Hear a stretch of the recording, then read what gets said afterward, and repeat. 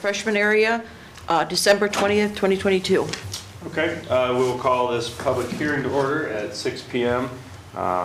Representing the Health and Safety Committee is myself as chair, and members of that committee would be Stephen Young, Mark McKeever, and Dan Wireball. We also have Council Member Brenton Potter present as well. And we'll start off, is there any public participation? Is this supposed to be for or and against? Is it one of the, is that what it is? I think we get to that at a point, yeah. Vicki Deshawn, 1108 Hillcrest Drive, Bucyrus. First off, I want to thank Interim Law Director Gernert for his December 1st email inviting me to join City Council for tonight's public hearing regarding DORA. I have the following comments concerning tonight's hearing. Number one, and I just heard Kevin ask, agenda. There was no agenda for the public hearing on documents on demand, and we always have agendas for those public hearings. Was there a reason why we didn't have, or we don't have one? Okay, second, the public hearing notices. If you'll check in the past, when we have a public notice, it is placed in the appropriate section of the telegraph form, which is in the back under public notices. The public notice for the DORA back in 2021 was published July 23rd and July 30th. And then the public notice for DORA in 22 was published February 25th and March 4th. The DORA public, and in those public notices, references made to a public hearing will be held on such and such a day at such and such a time. There was no public notice in the telegraph form in the appropriate section where it's supposed to be. It was just placed under briefs, and I'm wondering, we have an issue there. I'll defer to the law director to answer that. Do you want him to do that now, or did you have further questions? Well, I guess I'd like him to answer that, because if we have a problem, then I don't see how we can continue on with our public hearing meeting, or our public hearing. So it's my understanding that Bucyrus Telegraph Form published the notice, correct? It was done under briefs in the middle section of the newspaper, if you will. It's not your standard public notice like this, which the telegraph form then gives you an affidavit that confirms that that notice was placed in the newspaper. Right, so if you look at 716, which is the section that the rules refer you to discussing publication, it says published in a newspaper of general circulation, which I guess if it's not published under legal notices but published under briefs, that would still be published in a newspaper of general circulation in the city of Bucyrus. I don't have that in front of me, but I remember reading that, and does it not state that if you have more than one publication, the first publication must be in the newspaper. The second publication can be done per that statute that you quoted, 716 or whatever, and that's where it's like an online. But with the new law, you only have to do the public notice one time, according to the DORA paperwork. Used to be, it was 2 times you had to publish it. But then when they changed their Ohio Revised Code in March of 2022, then it's only required to be published once. Right. I sent it to Crawford County Now also. Telegraph form and Crawford County Now. But it's been published, is my point. It's been published in a newspaper of general circulation in the county in which we reside in, which is what the DORA statute as well as the publication statutes. So I'm not sure why they put it under briefs instead of legal notices, but public notice has been published. Okay, so then you're saying we can proceed with the public hearing? Okay. Do we have changes to the temporary application, which, if you'll remember, expired on October the 5th? I don't have any changes other than we have to review it. And it's not a change as much as the law requires 5 years from the original passage that council review it again, which would be like April 6th of 2027. Okay, so you're not recalling the changes or the corrections that I brought forth at several committee meetings that need to be made? Yeah, if I may first, in relation to those, the answer I was given was we are not required to submit changes. We're permitted but not required. The purpose of the hearing was to decide to extend the temporary status into a permanent status, but no further paperwork was required by the Department of or Division of Liquor Control. Okay. How then, I'd received from the city of Worthington, when they amend their DORA, they do, and I think it's great, it's a paper trail. They have a resolution, and that resolution is given a number, and then it states that it's amending the city's designated outdoor refreshment area for downtown Worthington. In that particular resolution, then, they set forth what, I won't say they say what changes we've made, but they set forth exhibits. Like if they changed Exhibit A to say something different, they attach that Exhibit A to this resolution and refer to it as Exhibit A, B, C, D, and it shows what the new exhibit Yeah. is. And for paper trail purposes, and when they do that with their resolution, then that exhibit, along with their legislation, is then submitted down to the state. Sure. I will say, while we are not required to do that, I think Right. that's a phenomenal idea, and I wouldn't mind either getting a copy of that from you or letting you just point me where to take a look at that, because I think that would be a good best practice for us going forward to incorporate that into what we're doing. Okay, sure, I'll email you a copy when I get Thanks. home tonight. I just think, again, for paper trail purposes, I mean, you pull this up, and there's your exhibits A, B. I don't think you're wrong at all in that. I think that's a great idea. So I guess right now, I'm saying, or do we want to look at our current, well, I guess I won't say current, do we want to look at our expired application? I guess I'm a little confused on how we're doing this because, and I need to go back to my chair and get another paper here.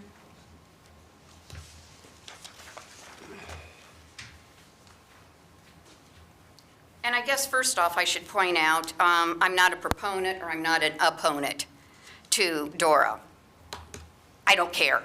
Makes no difference to me. You're a proponent of us doing this the right way. Exactly. I totally get it. Thank you very I totally much. get it, and that's why I'm listening intently to what you have to say.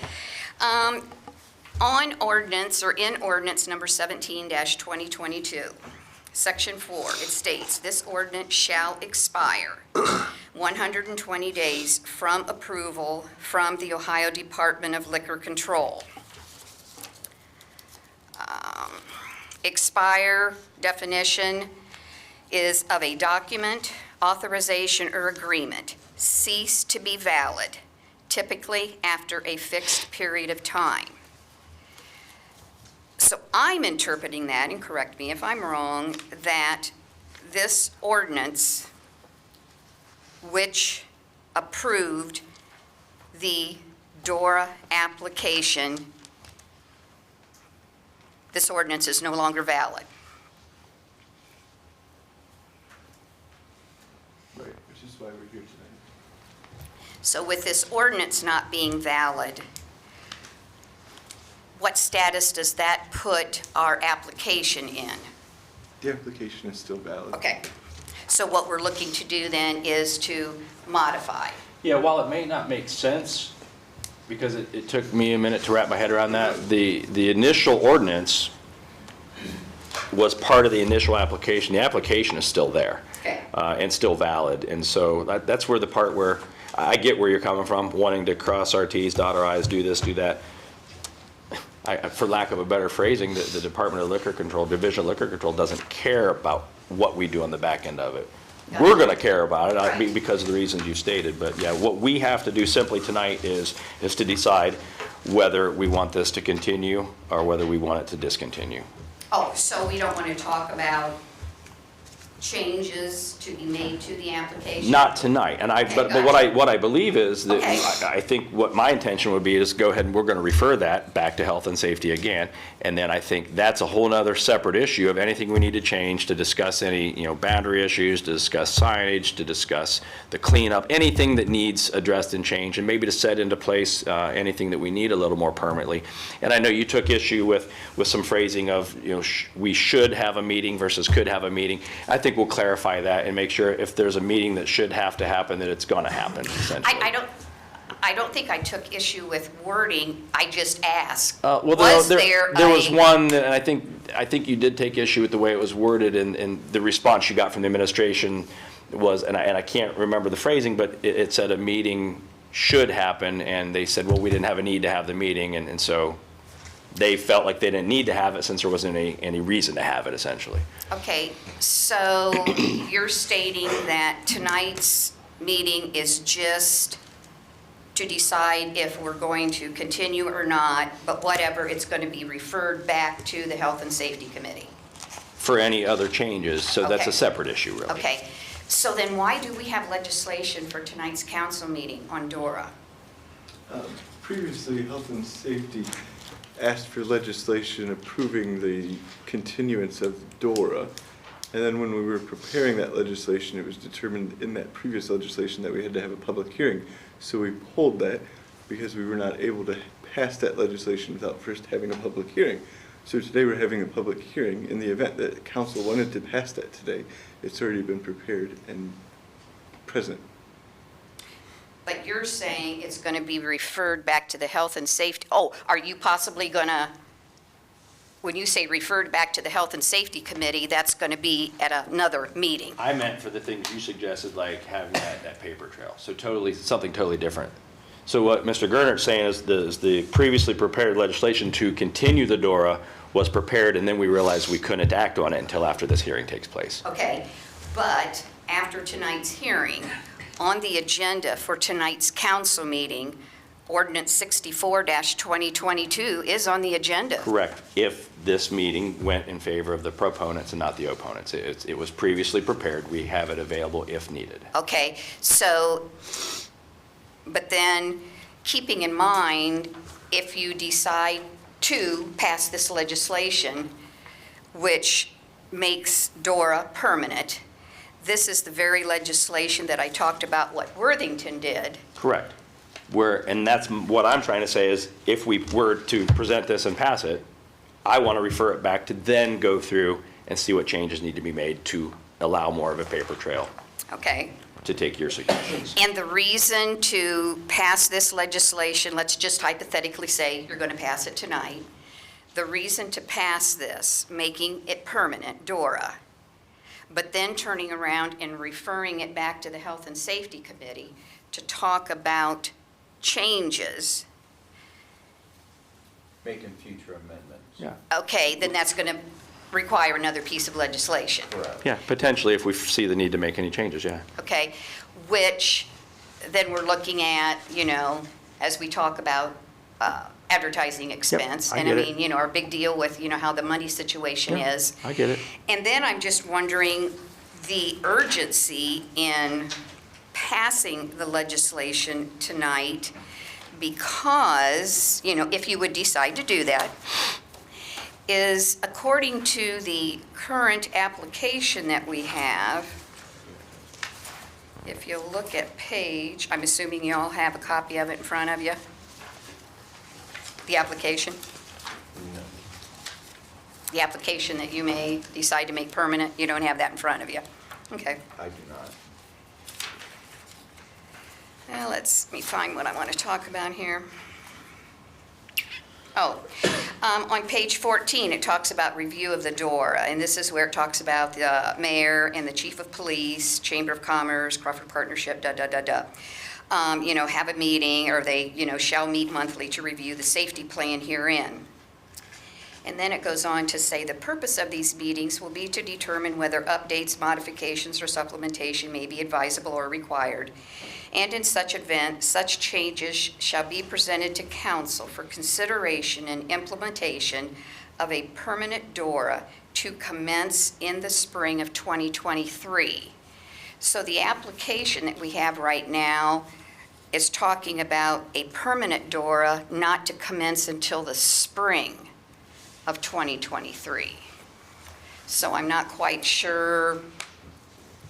Right, so the application discusses, because I think initially there was discussion of whether or not it would even be advisable or beneficial during the winter. I know we have some business owners here that may be able to speak whether that was plausible.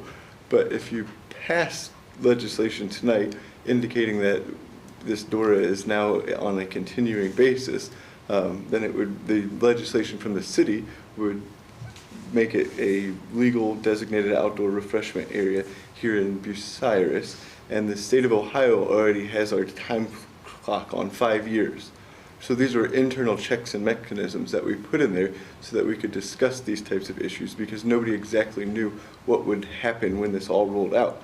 Now, all of that you're discussing about this Chamber of Commerce and the economic partnership and the mayor and the service forces, the police department. I've spoken to all of those individuals, and none of them have anything amiss. And I don't know if the business is here, but there was no issues. It wasn't like, and I was thinking the other day, I go on my walk from the parking lot to my office. There's always trash blowing in the street, so Dad picks it up. It's a horrible habit. COVID happened. He didn't believe, I don't know. But he picks up trash. I haven't seen a DORA cup in the street. So all of those things that we were contemplating, an increase in downtown disorderly conducts, haven't seen it. An increase in trash in the streets, haven't seen it. Those were all checks and balances and mechanisms that we all put in place on a thing that we didn't quite know once we let the cat out of the barn how bad it was going to be. But I haven't heard any feedback from either opponents, proponents. I talked to And that was the Ms. response Norman. that I had received Right. from the And mayor that and the was police the chief. thing I just referenced Yeah, earlier, where you felt like it Yeah. said shall meet, and they said, well, we met and decided we didn't need to meet, essentially. So we internally said we were going to discuss it and figuring it would be viable to recommence in the springtime when people would actually more likely have a beverage outdoors. But if council were to pass this today, indicating that they could continue the DORA, our legislation would say that DORA exists on a permanent basis to be reviewed in 2027. It would continue. And then if that was one of the issues that they would then want to delete out of the underlying application.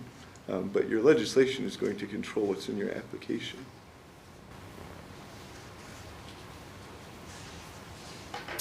Okay. Thank you. Thanks, Vicki. All right, we'll first open it up to any opposition to the DORA being made permanent. If you oppose this, I'll ask you to come to the podium, state your name and address, and you may speak. Seeing nobody coming forward, I will now open it up to proponents. Again, I'll ask you to come to the podium, state your name and address, and you may speak. Hey y'all, Jessie Ferner, 118 West Southern Avenue. I just wanted to come and present myself to you guys and say how I worked really hard for this project, and I saw firsthand how it added to the vibrancy of our beautiful downtown. And I remember the community concerts when they were at the fountain downtown before we had our lovely Shines Art Park. And I remember what they were like during COVID, and I remember what they were like last summer. And I didn't see any DORA cups on the ground at Shines Art Park. However, I did see a whole lot more people there. And I think that it did only good things for our downtown.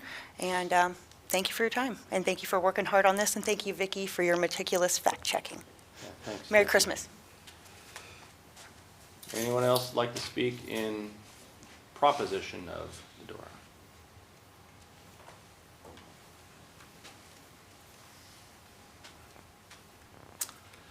Yes, I'm Dennis Tyner. I live 524 Prospect Street, Bucyrus, and I'm representing the American Legion.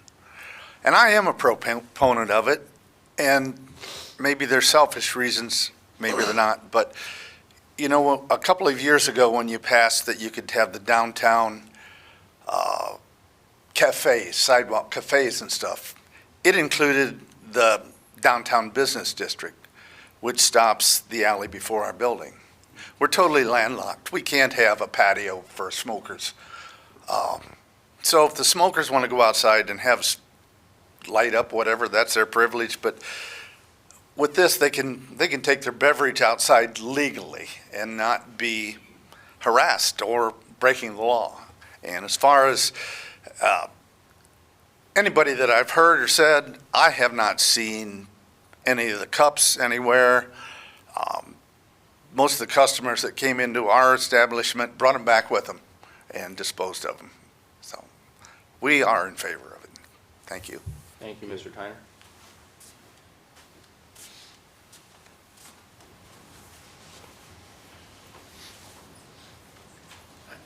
Randy Lady, 255 East Mansfield Street. Just wanted to say I live probably as close as anybody to it. I haven't seen any problem, any trash in the yard, anything from it. So, you know, hasn't been any bother us living there and stuff. So I just wanted to put that on record. Thank you, Mr. Lady.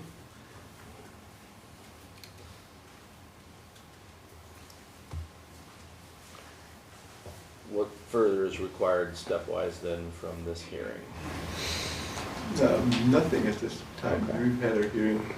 The Health and Safety Committee previously requested legislation. Okay. So we can end this hearing? Yes. All right. Then we will end this hearing at 6:22 p.m. Thank you, everybody.